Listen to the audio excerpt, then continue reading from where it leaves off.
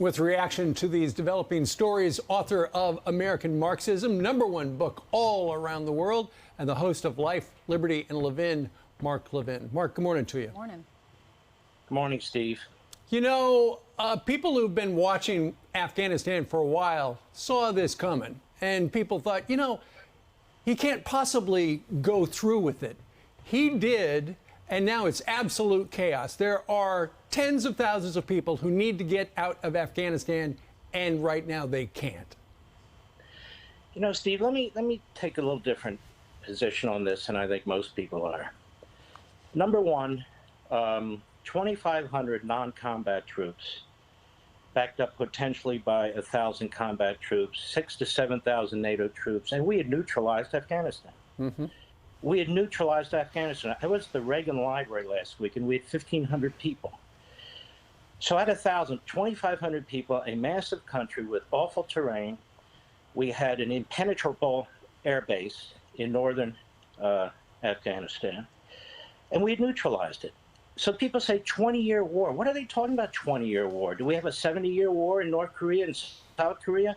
The whole goal wasn't just to take out Osama bin Laden. It was to make sure Afghanistan couldn't be used to attack us again. Right. Taking out bin Laden, of course, was a priority. But he would be replaced by another and another and another. So the whole goal there was to keep our intelligence there, to keep the fighting there. And then I hear the Afghan troops won't fight. They lost 69,000 men. That's more than we lost in Vietnam or Korea.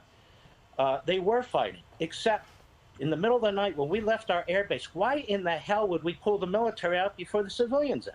Right. We left our airbase. They had no air cover. We trained them to fight like we fight with air cover. We pulled out our federal contractors, which meant even their Air Force and their helicopters couldn't be maintained anymore. They were going to lose parts. Of course, they have a corrupt government. We know that. Most of these places we go do have corrupt governments.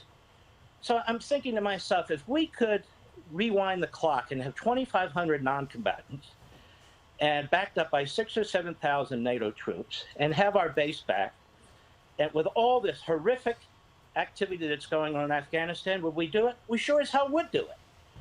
That's number one. Number two, our southern border is still wide open.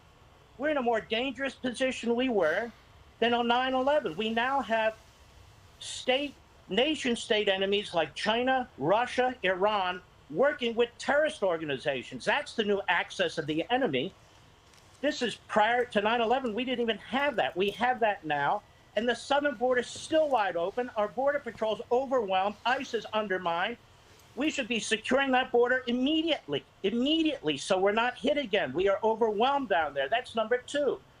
Number three, the idea that Donald Trump would just do what Joe Biden did is a lie. It's a damnable lie, and I'll give you some quick examples. Number one, we still have troops in Iraq. We still have troops in Syria.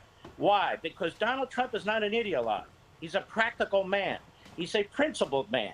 And he decided, I'll take most of the troops out of Iraq, but I can't take all of them. I'll take most of the troops out of Syria, but I can't take all of them. And he didn't. And so he looks at what's going on the ground. He makes decisions based on that. You heard what Admiral Kellogg had to say about their plan was nothing like what Biden did. Everybody get out, military first. That wasn't the plan of the Trump administration. Trump took out Soleimani when Iran hit us in Iraq.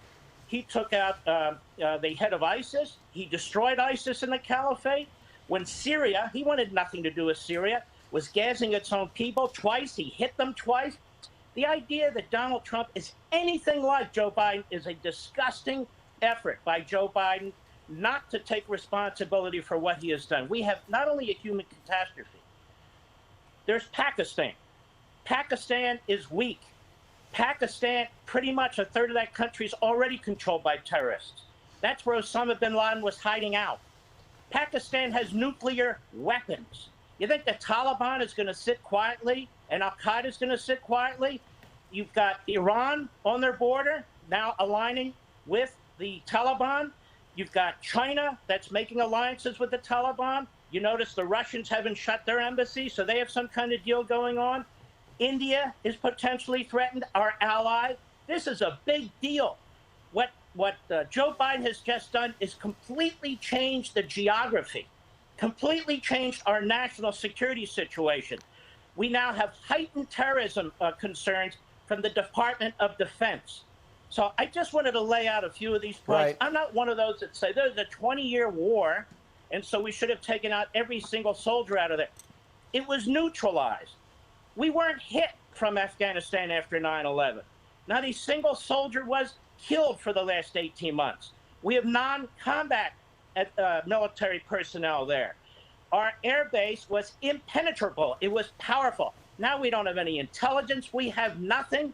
And the idea that you shut an air base, you don't tell your ally, American citizens are there. They don't even know how many. There could be 13,000. There could be 20,000. And you're negotiating with the Taliban? Let me ask you folks this question. What are we negotiating? What are we giving them? You know, the Taliban's working with Iran. You know what Iran's telling them? This guy Biden's a pushover. He'll give you whatever you want. What exactly are the negotiations going on to allow us to get our people out? We froze their central bank, and they probably were going to have to pay off to get them back, and it's our money to begin with. And Ghani reportedly left with millions of our dollars in a chopper and 4 separate cars.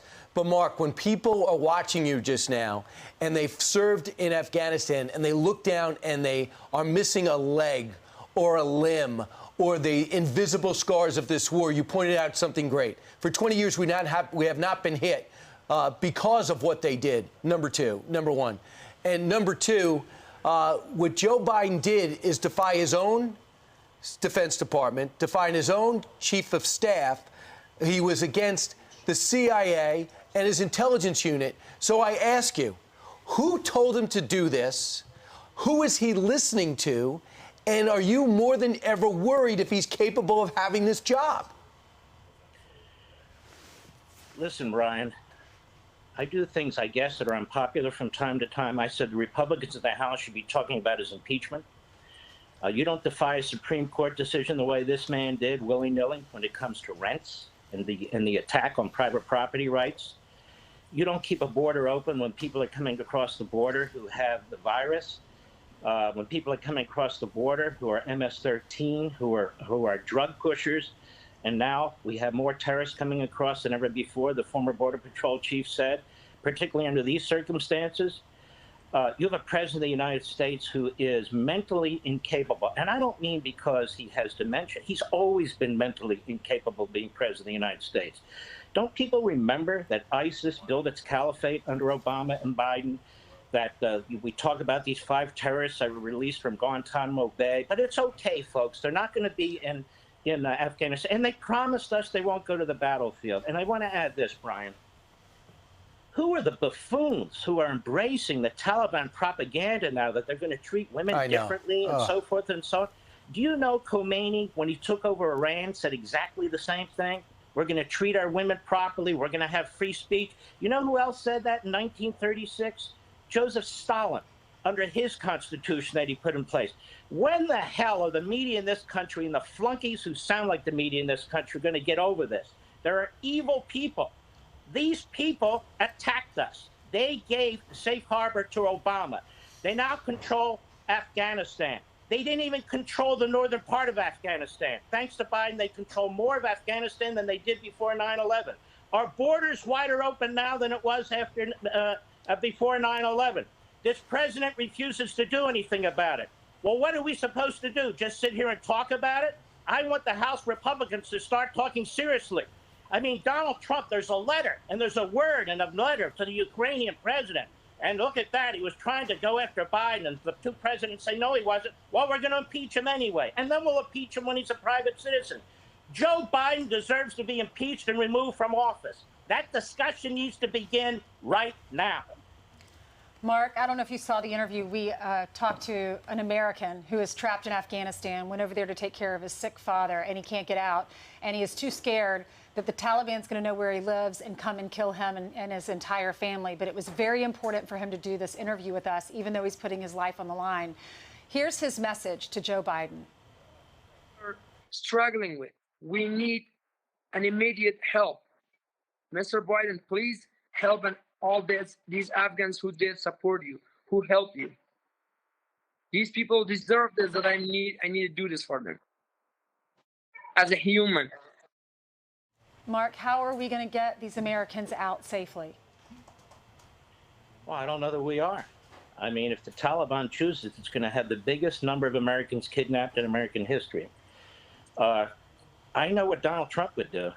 You remember several years ago, even as he was pulling some troops out, the Taliban were on the move. They were building an offensive, thousands of them, and they were in these tunnels. Remember this? Yep. And he dropped the biggest ordnance we have, short of nuclear weapons, and killed them all. That's how you deal with this.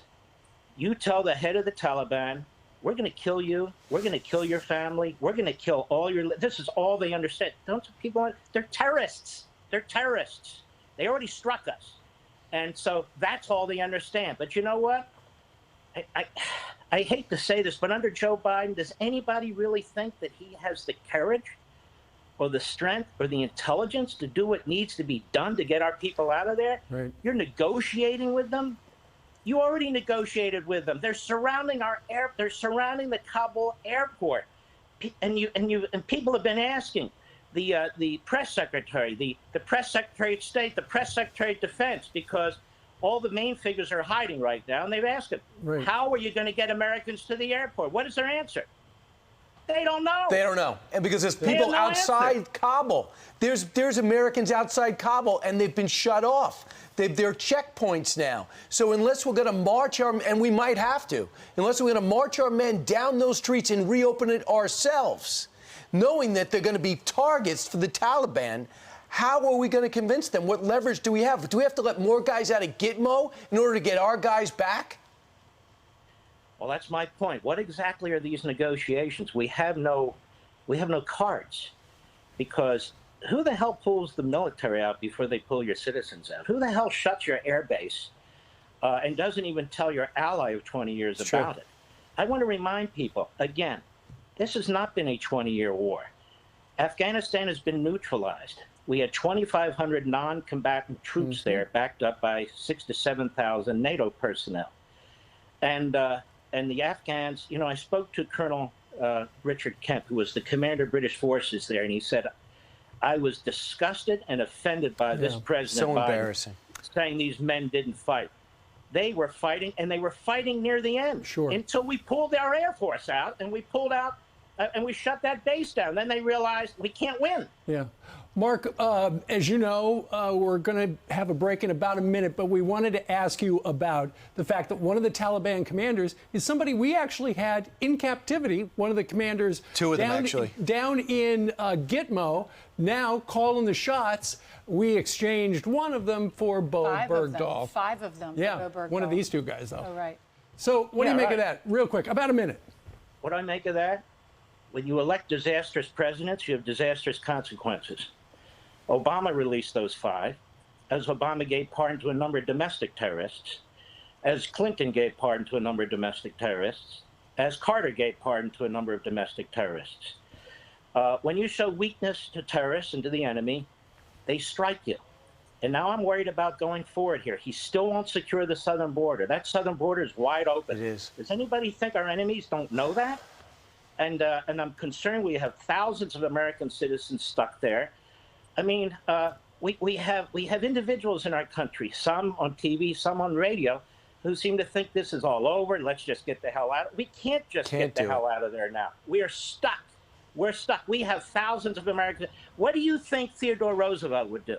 What do you think Franklin Roosevelt would do? What do you think Ronald Reagan would do? What do you think Donald Trump would do? You think they'd sit back and negotiate with the State Department, or they'd take steps now and say, you're going to give us our people, or we're going to crush you militarily? You got 24 hours. Open that damn airport. We're getting our people. And the clock is ticking now. That's what a leader does. Mark Levin, American Marxism, #1 book in the country. Good luck on your radio show today. Thanks for joining us. Thank you, Mark. I wish we had a better story, but we can't keep our eyes off this one. Mark, thanks.